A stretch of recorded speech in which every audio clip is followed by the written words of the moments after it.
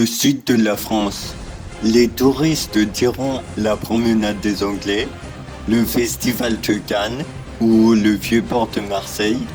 Mais quand on me dit le sud de la France, je songe à la place Masséna, glorieux maréchal d'Empire, à Cannes, où Napoléon effectua son premier bivouac lors de son retour de l'île d'Elbe, ou encore au fort Carré, qui servit à défendre la France contre nos éternels rivaux, les Savoyards.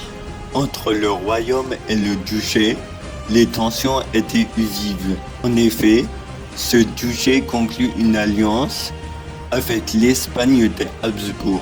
Les guerres d'Italie, qui eurent lieu de 1494 à 1559, opposèrent notre glorieux royaume et l'Empire ottoman à la monarchie des Habsbourg de Charles Quint et à la perfide Albion.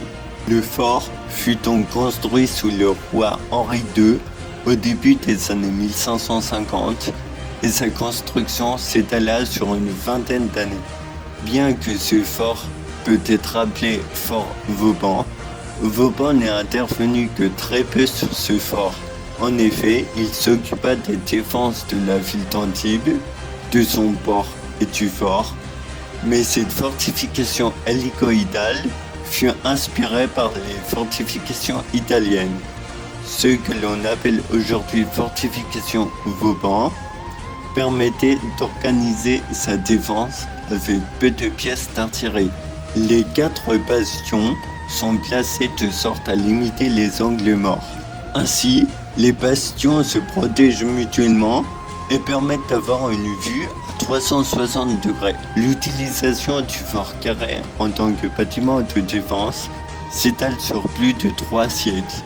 Dehors de son rôle de surveillance et de dissuasion, le fort Carré fut attaqué à 2 reprises. En 1591, durant les guerres de religion, le duc Charles-Emmanuel Ier de Savoie fit une percée en Provence et prit la place forte d'Antibes sans avoir besoin de combattre. L'armée française, lancée par Henri IV à la reconquête du comté de Provence, fit le siège d'Antibes et de son fort en 1592. Le duc d'Épernon, qui mena le siège, finit par reprendre la ville et le fort. C'est la seule et unique prise militaire connue du fort Carré. En 1746 et 1747, durant la guerre de succession d'Autriche, le fort Carré et Antibes furent bombardés par l'artillerie austro-sarde et leur flotte.